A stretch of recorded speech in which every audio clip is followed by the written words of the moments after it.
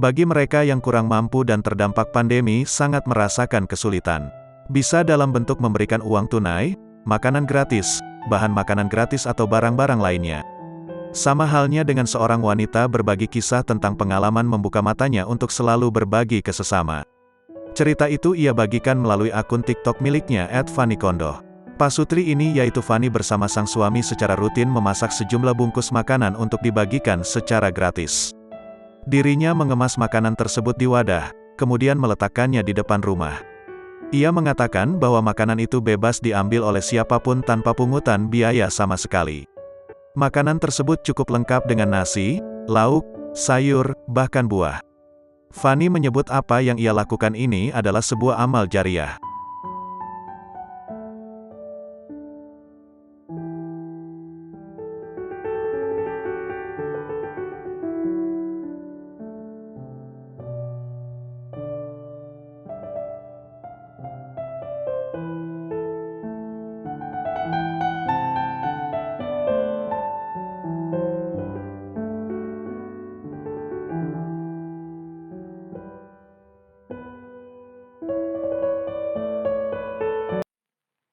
Sebelumnya pernah terjadi di Cikampek, Jawa Barat. Kali ini peristiwa serupa terjadi di Samarinda, Kalimantan Timur.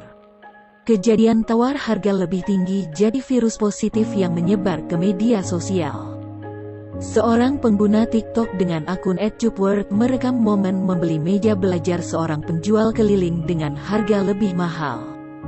Dia membagikan video itu pada Minggu tanggal 18 Juli tahun 2021 yang kemudian menyebar ke platform media sosial lain, terutama di Instagram pada Senin tanggal 19 Juli tahun 2021 siang.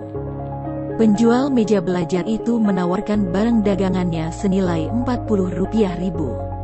Meja belajar yang hanya dibawakan satu-satunya itu dibeli dan ditawarkan oleh si perekam itu. Si penjual yang mengalami disabilitas pada bagian tangannya ini hanya tertawa lalu hendak memberikan barang dagangannya.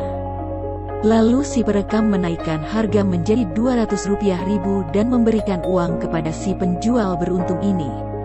Rona mata si penjual tampak tersenyum bahagia. Meski tertutup masker hidup yang menutupi mulutnya.